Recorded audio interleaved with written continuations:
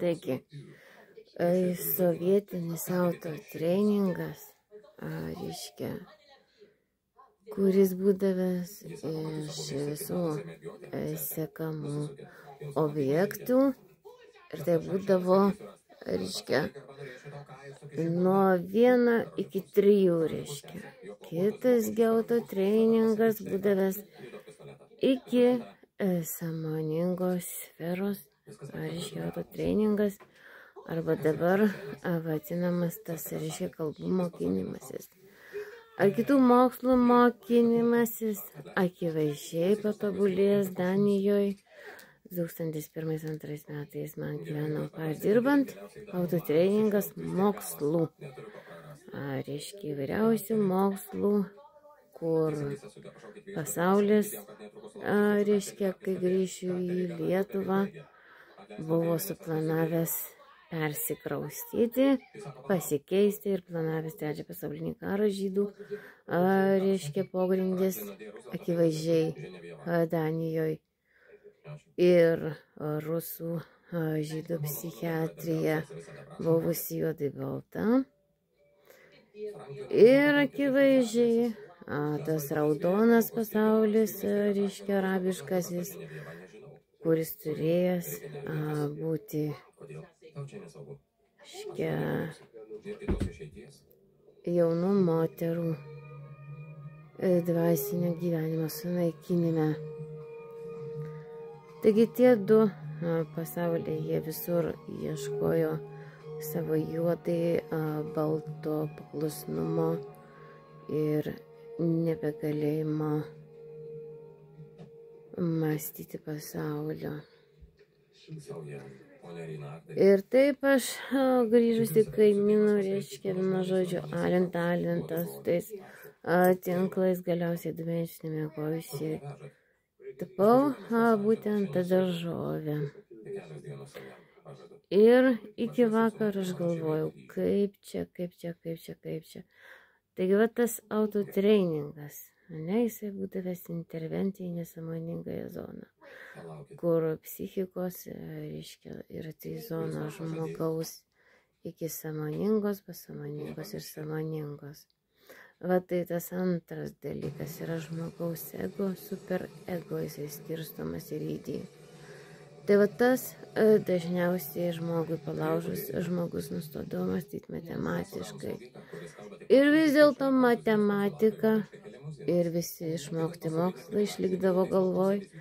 Ir sovietiniai, ir, reiškia, žydiški, juoda balta autotreningai, kurie vykstantys pogrindį sektų, reiškia, kadangi tai atrado tai Kirviskota, kad žydai iš tikrųjų KGB ir buvo to juodai balto autotreningo pradininkai, kurie įgavo supratimą, kaip pasaulį skaldyk ir valdyk iš holokausto, seksualinio išnaudojimo, iš žmonijos pašlijusios vertybių sistemos, kurios reiškia garbė arba gėda, balta arba juoda. Mangi sukūrus konstruktyvinę kolekciją Danijoje, bėgus maratonus, mokiusis, gyvenus super ego fizinį gyvenimą, mokantis, reiškia, ant pasąmonės uždėjus miegant, nieko nežinant. Vėlgi šis pasaulis ateina į sąmoningąją ribą, man geriant vaistus, sportuojant, lavinantis psichoterapijos knygose. Taigi vėlgi mes suprantam, kurgi likęs tas mūsų sovietinis pasaulis ir žydiškasis, nors pasaulį valdyti. Autotreninguose KGB. Dabar jie susikūrė savo CŽV, reiškia, tokių pačių raidžių, bet jie kalti atsieto žydai religinė bendruomenė krikščionių. Visa tai yra nesąmoningas tikėjimas. Aš ten buvau, iškai tikėjimo žodį ir žinau. Tai yra iki sąmoningumo superego kūrimas, reiškia, žmonių, kurių gyvenimai galiausiai tampa juodai balta, vegetuojančių ir besigydančių. Ir vėlgi autotreningų iš senų, reiškia, tų mažų miestelių, reiškia, seselių ar ligonių, ar terapeutų, ar tai psichiatrų. Vėlgi jie karui, reiškia, baigiantis, trečiam pasauliniam karui neteinančiais, jie ieško, kur įžiebti ugnį, vėlgi tą holokaustinę dvasią ir ekonominį juodai baltą žydų komunistų, aiškiai, Danijai kūrimą, vogti pašalpas, pragyvenimą, kai žmogus yra išsekęs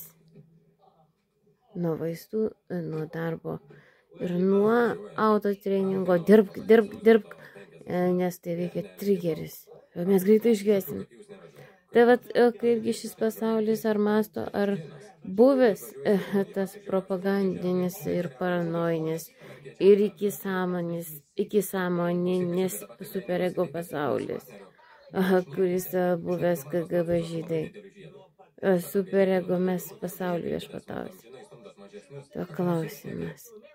Ne tas jau keliamas šiuolaikiniai sociologijoje ir liberalizme, kurie buvo dvipusės, reiškia, ką reiškia žmonės gyvenę. Juodai balta. Pasaulis. Jei nesimokysies spalvų mokslo, tapsies juodai baltas. Ir kitose kartose. O tų visų senių pensininkų autotreningas jiems sako, kad jie dar jauni žmonės. Tai va, žodžiu, super ego chaoso teorija. Esanti mūsų senų kartų retro muzika.